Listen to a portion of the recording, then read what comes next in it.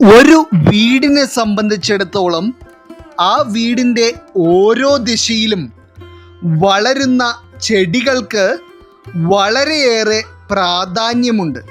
കാരണം നിങ്ങളുടെ വീടുകളിൽ വളരുന്ന പല ചെടികൾക്കും നിങ്ങളുടെ വീട്ടിലെ ഊർജത്തിൻ്റെ സന്തുലിതാവസ്ഥയെ മാറ്റിമറിക്കുവാൻ കഴിയും. അതുപോലെ തന്നെ മലയാളികളായിട്ടുള്ള എല്ലാവരും തന്നെ വരും വരാഴികളെക്കുറിച്ച് തിരിച്ചറിവില്ലാത്തതിനാലോ അതല്ല എന്നുണ്ടെങ്കിൽ അതിനെ വളരെ നിസ്സാരമായി കാണുന്നതിനാലോ ചെയ്യുന്ന ഒരു തെറ്റാണ് മനസ്സിൽ ഇഷ്ടം തോന്നുന്ന ഏതൊരു ചെടിയും മറ്റുള്ള വീടുകളിൽ നിന്ന് വാങ്ങിക്കൊണ്ടുവന്ന് നിങ്ങളുടെ വീടുകളിൽ നടുകയും അതുപോലെ തന്നെ നിങ്ങളുടെ വീടുകളിൽ ആരെങ്കിലും വന്ന് ഒരു ചെടി ചോദിക്കുമ്പോൾ തന്നെ നിങ്ങളുടെ കൈകൊണ്ട് അത് അവർക്ക് പറിച്ചു കൊടുക്കുകയും ഒക്കെ ചെയ്യുന്നത്.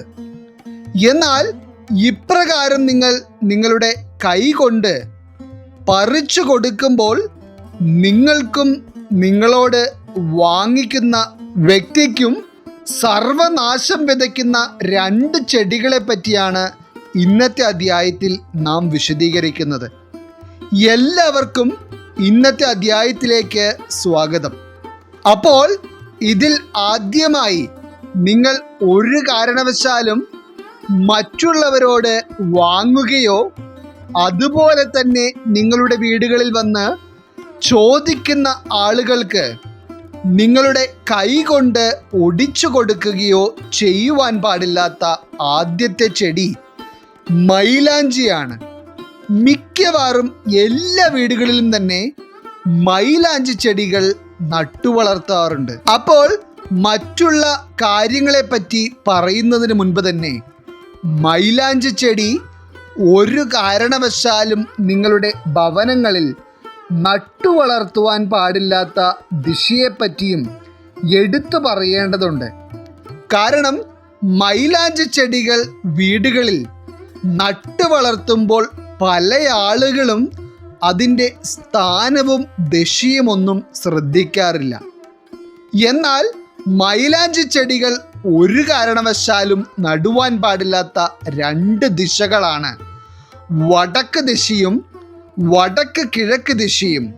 കാരണം ഈ ദിശകൾ കുബേര ദിശ എന്നറിയപ്പെടുന്ന ദിശകളാണെന്നുള്ളത് എല്ലാവർക്കും അറിയാവുന്ന കാര്യമാണ്. കാരണം വടക്ക് കിഴക്ക് ദിശകളുടെ അധിപൻ സമൃദ്ധിയുടെയും സമ്പത്തിൻ്റെയും ഒക്കെ ദാതാവായ കുബേരനാണ്. അപ്പോൾ ഈ മൈലാഞ്ചി എന്ന് പറയുന്ന ചെടി പൊതുവെ നെഗറ്റീവ് ഊർജത്തെ കൂടുതലായി ആകർഷിക്കുന്നവയാണ്. അതിനാൽ തന്നെ ഈ കുബേര ദിശയിൽ മൈലാഞ്ചി ചെടി വളരുമ്പോൾ അത് നിങ്ങളുടെ വീട്ടിലേക്ക് വരേണ്ട പോസിറ്റീവ് ഊർജത്തെ തടഞ്ഞു വയ്ക്കുകയും സാമ്പത്തികമായ ഉന്നമനങ്ങളെയെല്ലാം തടസ്സപ്പെടുത്തി നിങ്ങളുടെ ഭവനത്തിൽ ദാരിദ്ര്യവും കടബാധ്യതകളും എല്ലാം ദിനംപ്രതി അധികരിക്കുവാനും ഇടയാക്കും. അതിനാൽ ഒരു കാരണവശാലും ഈ ഒരു ദിശയിൽ നിങ്ങളുടെ ഭവനങ്ങളിൽ മൈലാഞ്ചി ചെടികൾ നട്ടുവളർത്തുവാൻ പാടുള്ളതല്ല. അതുപോലെ തന്നെ മൈലാഞ്ചി ചെടി ഒരു കാരണവശാലും വീടിനോട് ചേർത്തും വീടിൻ്റെ അടുത്തായും വീടിൻ്റെ മുൻഭാഗത്തായും ഒന്നും നട്ടുവളർത്തുവാൻ ഉത്തമമായിട്ടുള്ള ഒരു ചെടിയല്ല. ഇപ്രകാരം നിങ്ങളുടെ വീടിനോട് ചേർന്നാണ് മൈലാഞ്ചി ചെടി നിൽക്കുന്നതെങ്കിൽ ആ വീട്ടിൽ ആരോഗ്യ പ്രശ്നങ്ങളും സാമ്പത്തികമായിട്ടുള്ള ബുദ്ധിമുട്ടുകളും ഒഴിഞ്ഞിട്ട് ഒരു നേരമുണ്ടാവില്ല. കാരണം അത്രത്തോളം വീട്ടിലേക്ക് നെഗറ്റീവ് ഊർജമായിരിക്കും മൈലാഞ്ചി ചെടി ആകർഷിക്കുന്നത്. ഇനി നിങ്ങൾക്ക് വീടുകളിൽ മൈലാഞ്ചി ചെടി കൂടിയേ തീരൂ എന്നുണ്ടെങ്കിൽ നിങ്ങൾക്ക് നിങ്ങളുടെ വീടിൻ്റെ അതിർത്തി തിരിക്കുന്ന ഭാഗത്ത് മൈലാഞ്ചി ചെടികൾ നടാവുന്നതാണ്. ഇത് നിങ്ങൾക്ക് ഒരു 8 മുതൽ 10 സെൻറ്റ് സ്ഥലം വരെ ഉള്ളവരാണെങ്കിൽ മാത്രമേ ഇപ്രകാരം ചെയ്യുവാൻ പാടുള്ളൂ.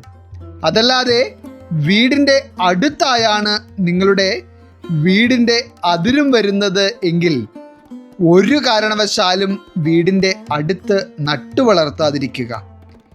ഇനി ഈ ചെടി നടേണ്ട ദിശയുടെ പ്രാധാന്യത്തെപ്പറ്റി മനസ്സിലാക്കാതെ ഏതെങ്കിലും വീടുകളിൽ ഇത് നട്ടുവളർത്തി കഴിഞ്ഞാൽ തീർച്ചയായും അതിൻ്റെ ദൂഷ്യഫലങ്ങൾ അതികഠിനമായിരിക്കും. അതുപോലെ തന്നെ നിങ്ങളിലേക്കും നിങ്ങളുടെ ഭവനങ്ങളിലേക്കും നെഗറ്റീവ് ഊർജത്തെ ഒരു കൂമ്പാരം എന്ന പോലെ ആകർഷിക്കുന്ന ഒരു കാര്യമാണ് നിങ്ങളുടെ വീട്ടിലെ മൈലാഞ്ചി ചെടി. നിങ്ങളുടെ വീട്ടിലെ മൈലാഞ്ചി ചെടി പ്രത്യേകിച്ച് സന്ധ്യാസമയങ്ങളിലൊക്കെ ആരെങ്കിലും വന്ന് ചോദിക്കുമ്പോൾ നിങ്ങൾ അവർക്ക് ഇലയായി പറിച്ചു കൊടുക്കുകയോ കമ്പൊടിച്ച് നൽകുകയോ ഒക്കെ ചെയ്യുന്നത്. ഇപ്രകാരം നിങ്ങൾ ചെയ്യുമ്പോൾ നിങ്ങളുടെ ഭവനങ്ങളിലേക്ക് വരേണ്ട ഉയർച്ചകൾ തടസ്സപ്പെടുകയും അതുപോലെ തന്നെ നിങ്ങളിൽ നിന്ന് വാങ്ങുന്ന വ്യക്തിക്കും ഇത് വളരെയധികം ദോഷങ്ങൾ വിതയ്ക്കുകയും ചെയ്യും. അതായത് നിങ്ങൾ മറ്റൊരാൾക്ക് കൊടുക്കുന്നതിന് പകരം മറ്റൊരു വീട്ടിൽ നിന്ന് ഇത് വാങ്ങിക്കൊണ്ട് വന്നു എന്നിരിക്കട്ടെ, അതും നിങ്ങളുടെ കുടുംബത്തിൻ്റെ തകർച്ചയ്ക്ക് തന്നെയാണ് കാരണമാവുക.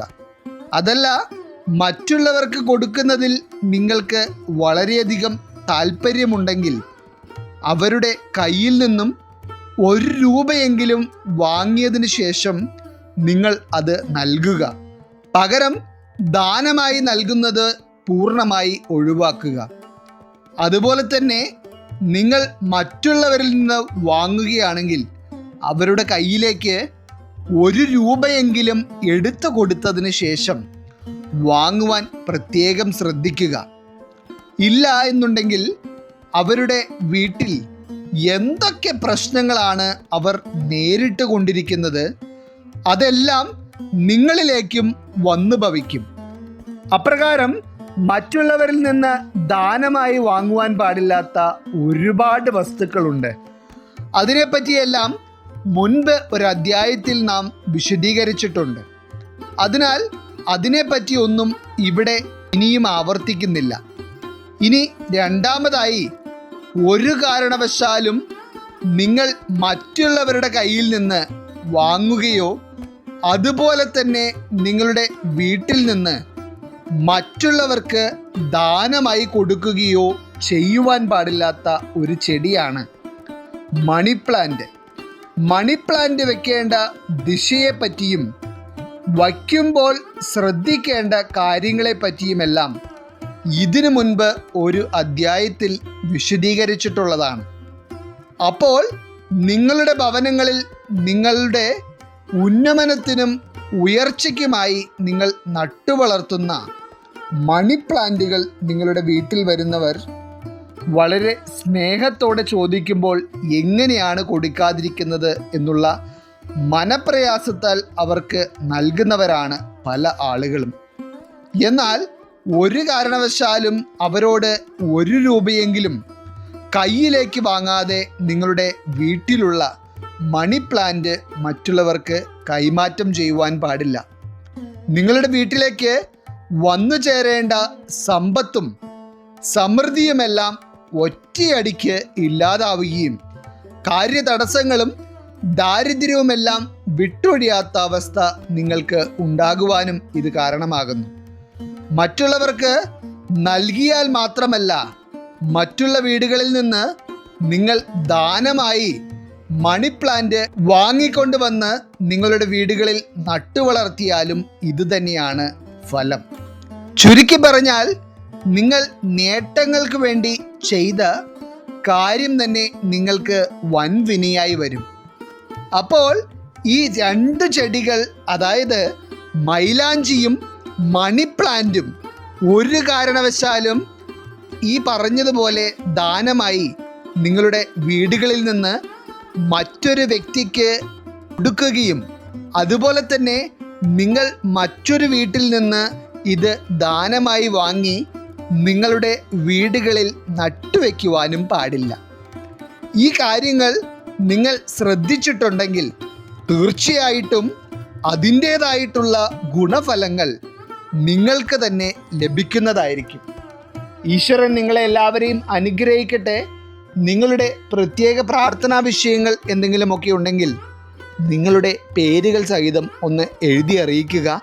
നാം നമ്മുടെ പ്രാർത്ഥനകളിലും പ്രത്യേക പൂജകളിലും നിങ്ങളുടെ പേരുകൾ സഹിതം ഉൾപ്പെടുത്തുന്നതായിരിക്കും. എല്ലാവർക്കും നന്ദി, നമസ്കാരം.